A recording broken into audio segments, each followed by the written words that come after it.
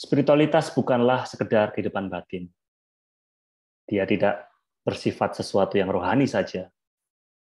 Tetapi lebih dari itu, spiritualitas juga menyatu dengan segenap aspek jiwa dan tubuh seseorang yang terimplementasikan dalam kehidupan sehari-hari. Jadi, seluruh aspek kehidupan kita sejatinya adalah spiritualitas itu sendiri. Spiritualitas adalah mengetahui siapa diri kita sebenarnya dan menyadari relasi kita dengan sesuatu yang lebih besar dari diri kita. Ada yang percaya itu adalah Tuhan, atau roh, atau the holy other. Tapi intinya, spiritualitas mengetahui, menyadari siapa diri kita sebenarnya, dan mengetahui ada relasi antara kita dengan sesuatu yang lebih besar dari diri kita. Di dalam kamus Oxford, spiritualitas didefinisikan sebagai the quality of being connected with religion or the human spirit. Jadi kualitas seseorang, keberadaan yang terhubung dengan agama atau roh manusia itu sendiri. Poinnya, spiritualitas merupakan kesadaran untuk hidup bajik dan dapat merasa melampaui permukaan yang ada. Jadi tentu banyak definisi yang bisa ditawarkan, yang kita bisa pelajari. Tetapi pada intinya, sependek yang saya ketahui adalah spiritualitas merupakan kesadaran untuk hidup bajik, untuk hidup elok, dan dapat merasa melampaui permukaan atau melampaui sesuatu yang kita lihat, kita bisa rasa di dalam indera kita. Nah, di dalam iman Kristiani, kita tahu seperti tertulis di dalam Kolose 3 ayat 23 yang mengatakan, apapun juga yang kamu perbuat, perbuatlah dengan segenap hatimu seperti untuk Tuhan dan bukan untuk manusia. Dengan demikian, tidak ada dikotomi antara hal spiritual dengan non-spiritual. Tidak ada pembedaan pekerjaan rohani maupun yang sekuler. Karena yang sekuler itu sebenarnya juga memuat atau menyimpan nilai-nilai rohani. Dan yang rohani juga berada di dalam dunia yang sekuler ini. Sehingga bagi saya tidak perlu ada dikotomi antara hal spiritual dan non-spiritual. Yang berkarya di bidang rohani juga mendapatkan upahnya untuk kehidupan sehari-hari. Yang bekerja di bidang sekuler pun, ya seperti biasa yang kita kenal itu sebagai pekerjaan sekuler, diwajibkan melakukan dengan prinsip dan etika yang luhur. Jadi sebenarnya antara pekerjaan yang sekuler maupun yang rohani, itu semuanya spiritual. Seperti yang Paulus katakan, apapun yang kamu perbuat, perbuatlah dengan segenap hatimu, seperti untuk Tuhan, dan bukan untuk manusia. Jadi yang kerja di bengkel, kerja sebagai dokter, kerja sebagai lawyer, sebagai guru, termasuk pendeta atau rohaniwan, kita semua sebenarnya melakukan pekerjaan yang spiritual.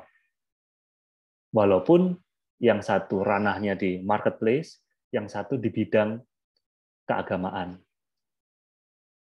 Tetapi semuanya memuat suatu spiritualitas di dalamnya.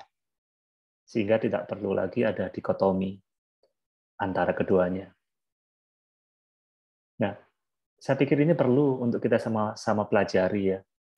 Dan kita menyadari bahwa di dalam kehidupan ini, kita bertanggung jawab bukan hanya kepada diri kita sendiri, tetapi kepada Tuhan dan juga kepada masyarakat, termasuk juga terhadap alam.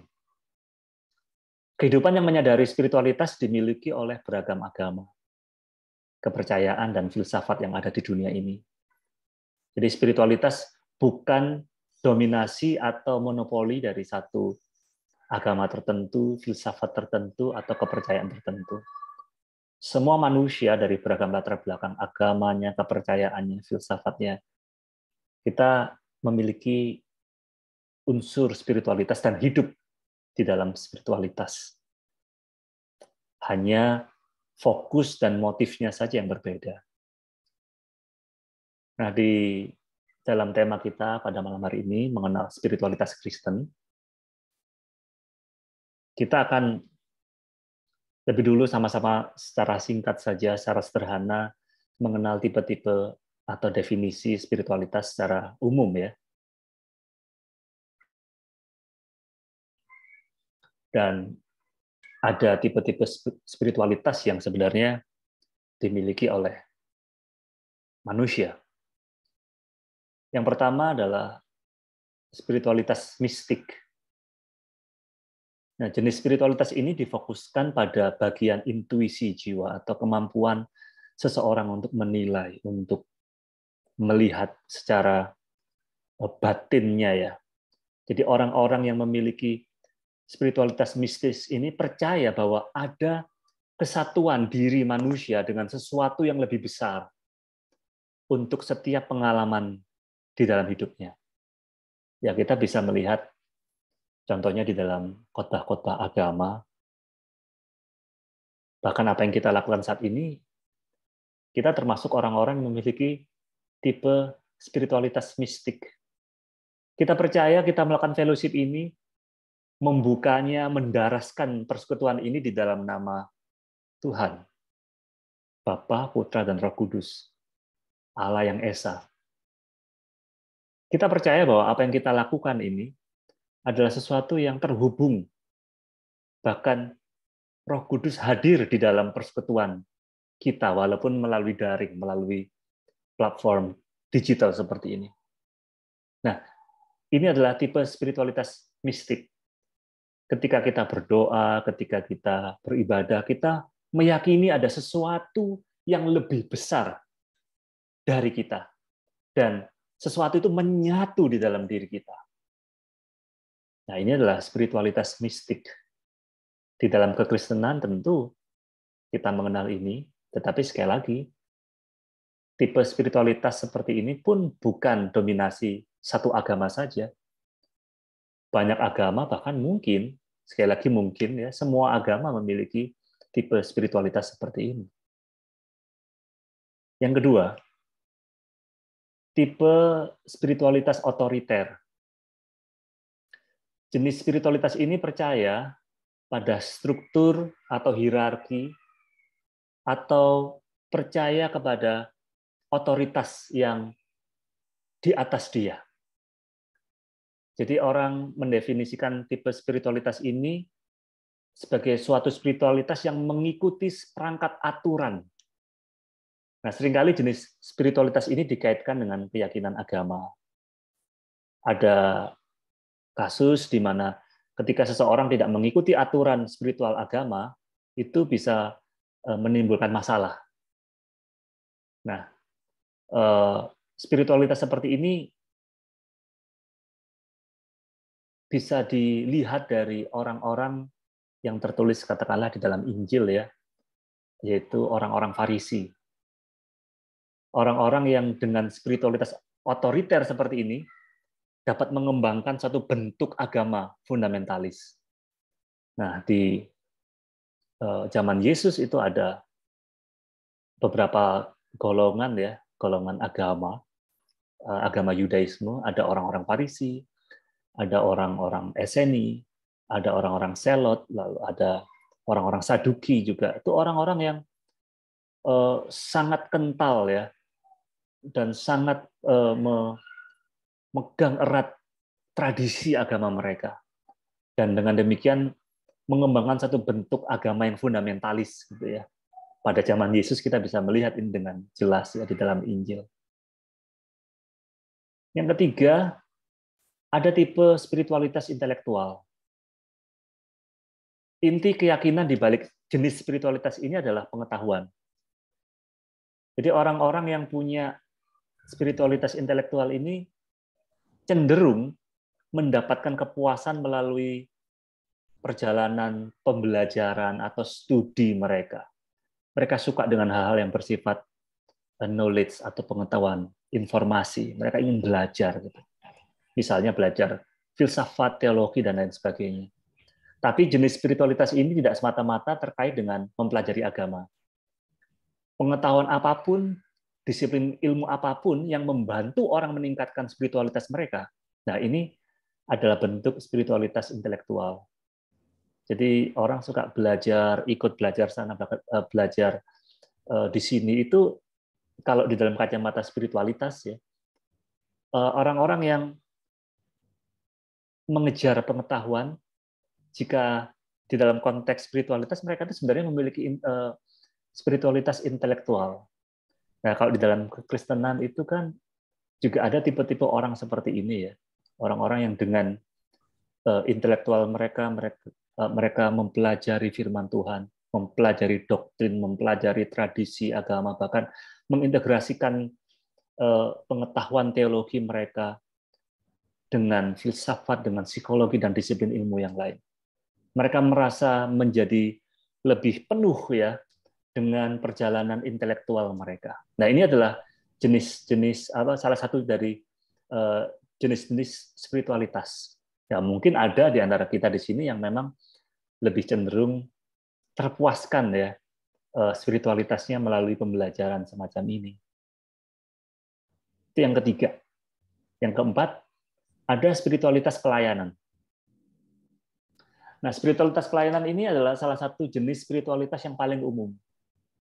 Itu karena orang mengalami kedalaman spiritual ketika mereka melayani orang lain. Jadi ketika seseorang melayani orang lain itu ada kepuasan di dalam batin mereka. Nah, ini pun adalah salah satu jenis spiritualitas.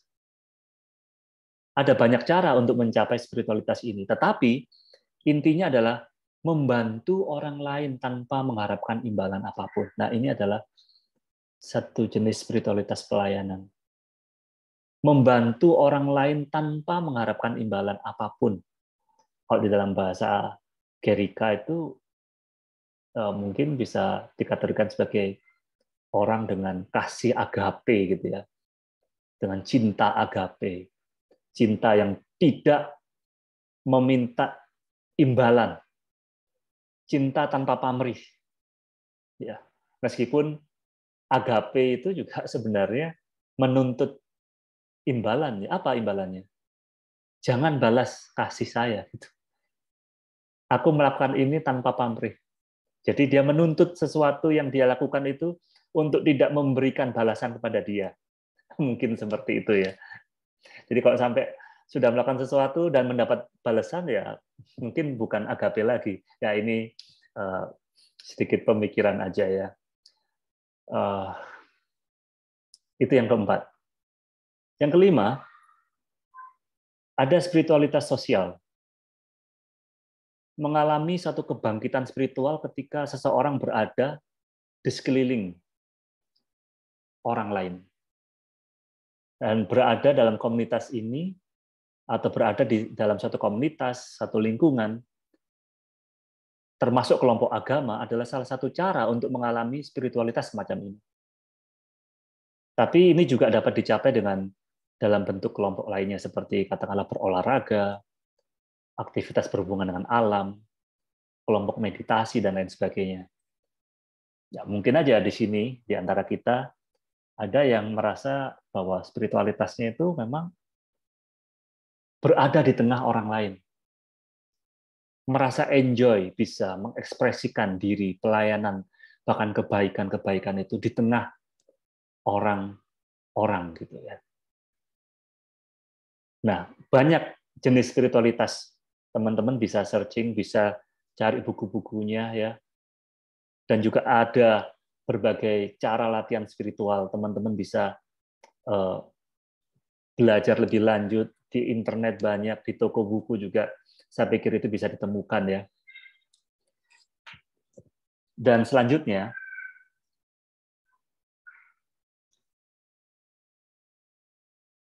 kita kembali ke topik kita pada malam hari ini mengenai mengenal spiritualitas Kristen ya. Saya sudah membuat paper pendek gitu ya, kalau teman-teman ada yang mau nanti bisa dibagikan gitu. Spiritualitas Kristen ya, kalau kita mau mendefinisikan, teman-teman nanti bisa memperkaya ini ya. Jika spiritualitas merupakan kesadaran untuk hidup bajik, untuk hidup elok, dan mampu merasa melampaui permukaan yang ada, maka spiritualitas Kristen adalah kesadaran bahwa segenap aspek diri orang percaya merupakan milik Allah. Sehingga setiap kita diundang untuk hidup meneladan Yesus Kristus. Sekali lagi,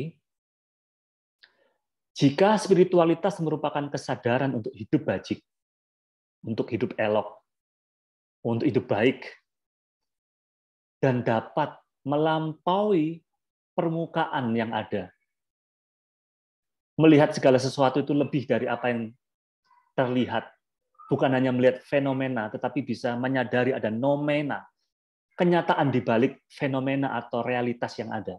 Maka, spiritualitas Kristen adalah kesadaran bahwa segenap aspek diri orang percaya merupakan milik Allah. Sehingga setiap kita diundang untuk hidup meneladan Kristus.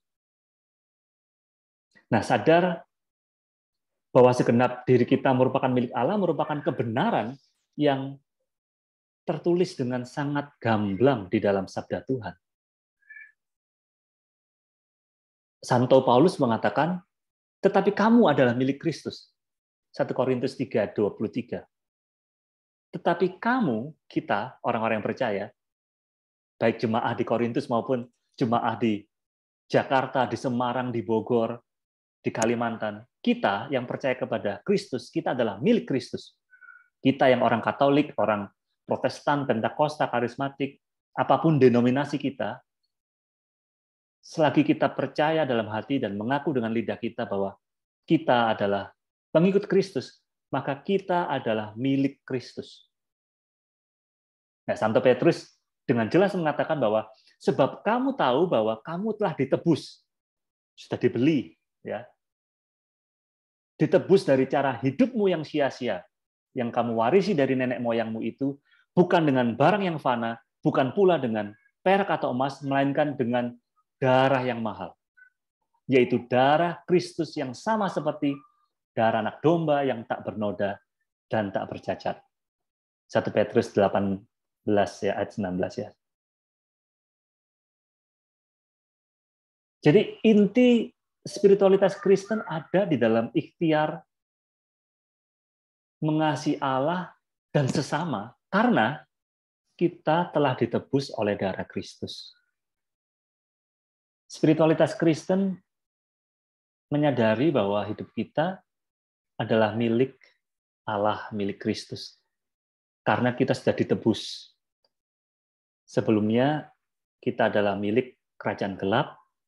Ketika Kristus menebus kita, kita dipindahkan ke kerajaan terang. Nah, karena kita sudah ditebus, maka kita diundang untuk berikhtiar mengasihi Allah dan sesama. Nah, gambaran mengenai spiritualitas Kristen itu pernah dikatakan dengan jelas oleh Francis Schaeffer, ya, seorang pemikir Kristen. Bisa dicari tulisan-tulisan beliau, ya, Francis Schaeffer. Beliau pernah mengatakan bahwa kita perlu mencintai Allah, hidup bagi Dia, berada dalam persekutuan dengan Dia di momen sejarah sekarang ini, bukan nanti ya, sekarang ini. Dan kita wajib mencintai sesama, hidup bagi orang lain sebagai sesama manusia, dan berelasi secara pribadi dengan sesama sekarang ini juga. Maka iman Kristen memiliki satu warna spiritualitas yang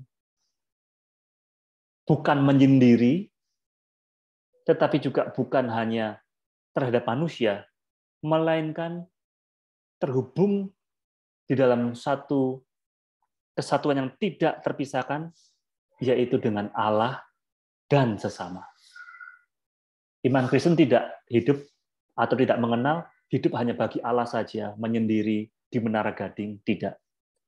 Tetapi justru karena kita sudah ditebus oleh Kristus, kita diundang untuk mencintai Allah, dan kasih kita kepada Allah itu terekspresikan melalui sikap kita kepada sesama. Karena Allah sudah mencintai kita terlebih dahulu, maka kita juga diundang untuk membalas cinta Allah dengan mengasihi Dia. Caranya ya dengan melalui mencintai sesama. Pertanyaannya sekarang, dari mana kita memulainya? Menurut saya, spiritualitas Kristen dimulai dari kelahiran kembali seseorang. Spiritualitas Kristen dimulai ketika kita dilahirkan kembali. Menerima keselamatan bukanlah akhir perjalanan iman orang yang percaya kepada Yesus Kristus, melainkan sebagai titik permulaan. Kita terlahir secara jasmani dari orang tua biologis kita, itu adalah kelahiran pertama. Tetapi kita perlu mengalami kelahiran kedua, yaitu kelahiran baru, kelahiran kembali, dan itu dikerjakan sepenuhnya oleh Roh Kudus. Ketika seseorang sudah mengalami kelahirbaruan oleh Roh Kudus, orang tersebut akhirnya bisa mengalami pertobatan. Jadi peristiwa kelahiran kembali ini mendahului pertobatan seseorang. Kenapa seseorang bisa bertobat? Karena dia sudah dilahirbarukan oleh Roh Kudus. Dan ketika seseorang sudah mengalami pertobatan yang sejati, orang tersebut mengalami keselamatan. Dan ketika keselamatan telah menjadi bagian hidup seseorang, seseorang itu dipanggil untuk bertumbuh di dalam keselamatan yang ia sudah alami. Yang pada gilirannya mendorong orang itu untuk menjadi serupa dengan Kristus. Kolose 1 ayat 28-29. Kita itu dipanggil untuk menjadi semakin dewasa, sempurna di dalam Dia. Perjanjian Baru itu menulis sekitar 19 kali kata sempurna, teleion, ya, atau bisa terjemahkan dengan dewasa. Kita dipanggil untuk menjadi dewasa, tidak menjadi orang yang percaya yang begitu-begitu aja. Tetapi kita diundang untuk menjadi semakin meneladan Kristus. Dan itu dimulai dari kelahirbaruan seseorang. Ada dua alasan ya, kenapa Yesus pernah mempersoalkan mengenai kelahirbaruan itu kepada Nikodemus ya. Kalau kita baca di dalam Yohanes, Tuhan Yesus bercakap-cakap dengan Nikodemus dan Tuhan Yesus berkata tentang lahir baru, tentang perlunya seseorang dilahirkan kembali. Dan Yesus mengatakan itu kepada Nikodemus karena yang pertama, Nikodemus itu seorang Farisi yang terkenal dengan menekankan hal-hal lahiriah dalam kehidupan religius. Maka Yesus menekankan hal-hal yang rohani, yaitu lahir baru kepada Nikodemus. Bukan berarti kehidupan religius itu tidak penting, bukan berarti ritual itu tidak penting, itu penting. Kesalehan religius itu penting. Tetapi yang tidak boleh dilupakan adalah pentingnya hati atau jiwa, roh yang dilahirkan kembali oleh Roh Kudus. Yang pertama. Yang kedua, karena orang Yahudi saat itu menganggap orang non-Yahudi yang dibaptis ya atau proselit ya masuk ke dalam agama Yahudi sebagai anak yang baru lahir. Tetapi Yesus berkata bahwa semua orang, termasuk orang Yahudi, harus mengalami kelahiran baru. Karena kelahiran baru itu adalah pekerjaan Roh Kudus. Jadi bukan karena baptisan yang merupakan pekerjaan manusia. Kelahiran baru itu adalah pekerjaan Roh Kudus yang membuat seseorang itu menjadi bayi rohani, dan dari bayi rohani ini akan bertumbuh menjadi seseorang yang dewasa rohani. Saya pikir spiritualitas Kristiani perlu dimulai atau bahkan wajib dimulai dari kelahir baruan seseorang. Sebelum kita lahir baru, tampaknya mustahil kita bisa mengenal Kristus dengan baik, dengan proper. Tanpa lahir baru, mungkin seseorang hanya bisa mengenal Kristus secara kognitif, tetapi tidak ada perubahan di dalam jiwanya, di dalam batinnya. Seseorang bisa saja beragama, bahkan beragama Kristen, beragama Katolik, beragama Kristiani, ya. Mungkin dia bisa datang ke gereja, bahkan dia melayani Tuhan, main musik, terlibat di dalam pelayanan yang begitu banyak macamnya dalam gereja. Bisa seseorang terlibat di dalam pelayanan. Bisa saja seseorang menjadi Kristen. Bahkan bisa saja orang dibaptis. Tetapi tanpa lahir baruan, tanpa rohnya dilahirbarukan oleh Roh Kudus, maka semua aktivitas rohaninya itu, semua aktivitas religiusitasnya itu, ya hanya dalam tataran religiusitas belaka. Beragama Kristen, beragama Katolik. Udah, titik. Tetapi tidak ada perubahan di dalam batinnya, di dalam kerohaniannya. Dan ini yang dipercakapkan oleh Tuhan Yesus kepada Nikodemus, bukan? Orang Farisi terkenal sebagai orang yang menekankan hal-hal religius. Mereka orang-orang yang baik. Tetapi Yesus bilang, kamu perlu lahir baru. Andai kata di zaman ini, ya, Tuhan Yesus itu mengatakan kepada kita, jika kita belum lahir baru, ya kamu bisa ikut misa, kamu bisa menjadi misdinar, putra altar, ya. Kamu bisa datang ke gereja praise and worship di gereja Pentakosta, atau bisa di CD di gereja Protestan, kita bisa ke gereja karismatik, kita bisa beraktivitas di gereja apapun, tetapi kalau nggak lahir baru, maka kamu nggak bisa melihat kerajaan Allah, kamu nggak bisa masuk dalam kerajaan Allah. Ya, ini satu percakapan imajinatif, ya, jika Yesus itu berkata-kata kepada kita di zaman ini, kalau kita belum lahir baru. Saya bertahun-tahun ya menjadi putra altar, ya, menjadi misdinar di sebuah paroki gereja Katolik ketika saya SMP dulu, ya. Dan saya rajin pada waktu itu, ya, hampir setiap sore ikut di dalam misa, melayani, ya. Tapi saya waktu itu tidak lahir baru. Jadi saya tidak kenal siapa Yesus, gitu. Saya hanya menganggap Yesus sebagai salah satu dari sekian banyak tokoh yang diceritakan dalam agama-agama di dunia ini. Saya tidak melihat ada keunikan di dalam kekristenan. Tetapi saya bisa aktif di dalam gereja.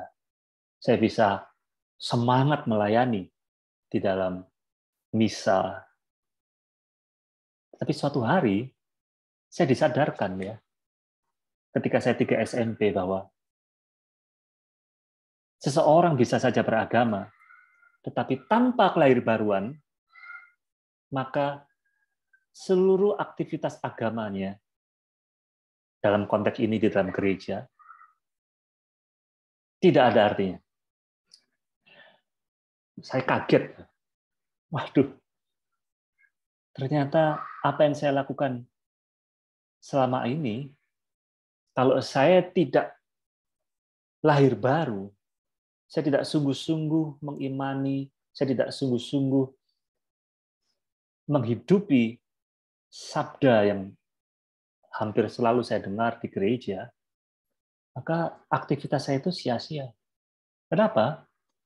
Karena orang yang cenderung mengikuti ritualitas atau mengikuti hal yang religius saja tanpa kelairbaruan, maka dia tidak bisa menangkap esensi dari apa yang dia lakukan itu. Bisa saja seseorang memiliki religiusitas yang bagus, tetapi di dalam konteks atau terang iman Kristiani, hidupnya tidak berbeda dengan orang-orang yang tidak mengenal Tuhan. Oleh sebab itu, spiritualitas Kristen, jika yang pertama dimulai dengan kelahirbaruan seseorang, maka yang kedua mutlak dilakukan dengan cara melakukan latihan utama. Apa itu latihan utama? Latihan utama menurut saya adalah mematikan keinginan yang tidak wajar. Kalau tadi lahir baru itu adalah 100% kuasa Roh Kudus yang melahirbarukan kita, kan kita mati rohani. Di dalam Efesus 2 itu jelas ya, kita adalah orang-orang yang mati rohani. Orang mati nggak bisa punya inisiatif untuk bangkit lagi. Perlu intervensi dari luar, yaitu kuasa Roh Tuhan sendiri yang membangkitkan orang-orang yang mati rohani ini menjadi hidup lagi. Jadi kelahirbaruan seseorang itu 100% adalah karya Roh Kudus, karya Tuhan. Sementara yang kedua, spiritualitas Kristen wajib melakukan latihan utama, yaitu mematikan keinginan yang tidak wajar. Yakobus 1 ayat 14 mengatakan, tetapi tiap-tiap orang dicobai oleh keinginannya sendiri, karena ia diseret, dipikat olehnya. Ya. Di sini kita mendapatkan satu titik awas ya. Setiap kita dicobai oleh keinginan kita sendiri. Kita diseret, dipikat oleh keinginan kita sendiri. Tentu kita tahu ya,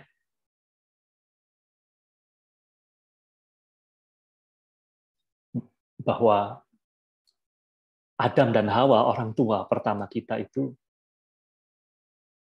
gagal dalam ujian ya. Semua yang ada di taman ini ya buahnya itu boleh dimakan gitu. Tapi buah dari pohon yang satu itu jangan dimakan. Yang lain boleh buahnya, silakan dimakan. Ya itu bahasa sehari-hari ya. Tetapi Hawa dan Adam makan ya. Mereka ingin makan. Ya sekalipun ular itu sudah membohongi Hawa, yang akhirnya juga Adam ikut makan, jikalau keduanya tidak mengingini buah itu, ya nggak akan kejadian kejatuhan dalam dosa.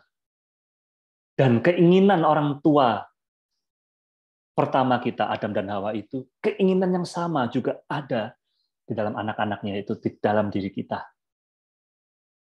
Bukankah kita selalu bergumul di dalam keinginan kita sendiri, dan kita diseret, kita dipikat olehnya, dan itu membawa masuk kita ke dalam penderitaan. Berarti keinginan itu keliru.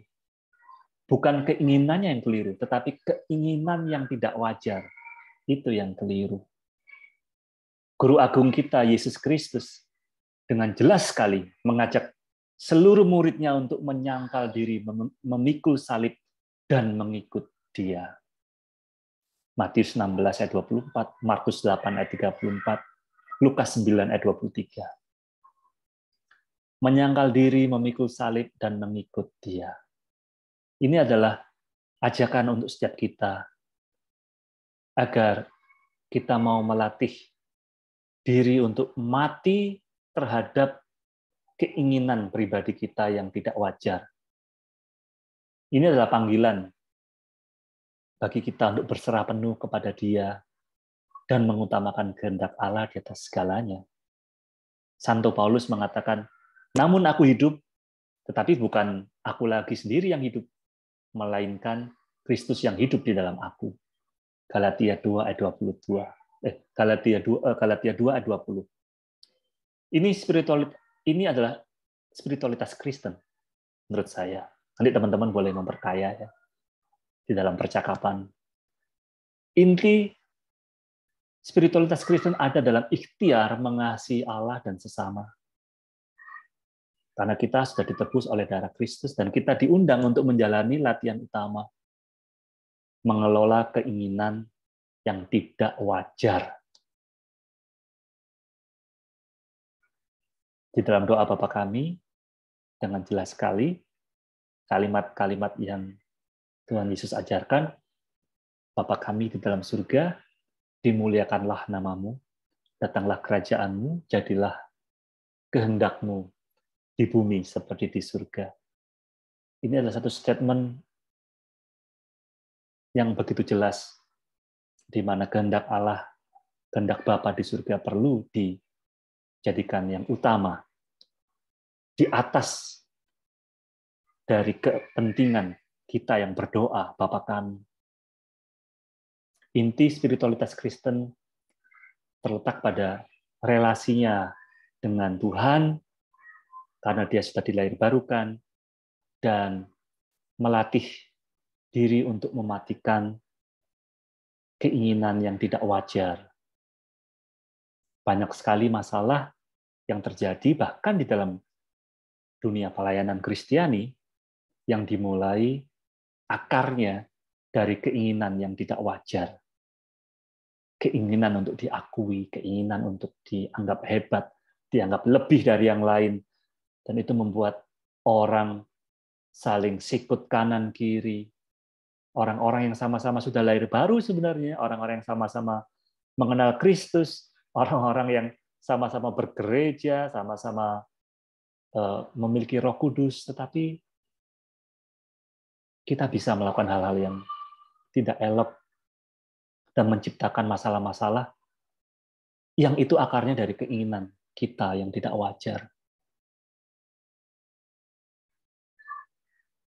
Kita seharusnya belajar dari orang-orang non-Kristiani yang sudah lebih fasih dan begitu bisa menguasai diri mereka. Mereka bukan Kristen. Tetapi saya bisa melihat banyak orang yang bukan Kristiani, mereka bisa melatih diri mereka sedemikian rupa, menekan keinginan-keinginan yang tidak wajar, nafsu-nafsu keinginan yang menyimpang. Mereka begitu paham, begitu menghayati. Sementara banyak dari antara orang Kristiani, bahkan mungkin termasuk saya, kita belum masuk di dalam fase itu. Padahal kita mengaku kita mengenal Tuhan Yesus Kristus. Tetapi, syukur kepada Tuhan karena malam hari ini kita diberikan kesempatan oleh Tuhan untuk mengingat bahwa segenap aspek kehidupan kita ini adalah hal-hal yang bersifat spiritual, dan spiritualitas kita dimulai dari kelahirbaruan kita dalam Kristus dan melatih, menekan, mengelola keinginan yang tidak wajar.